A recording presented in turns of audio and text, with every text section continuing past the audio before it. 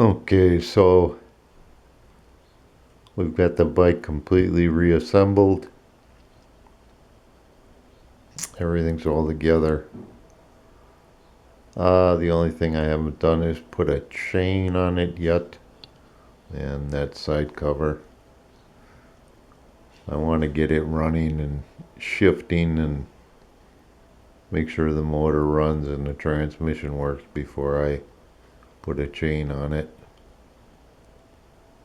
And then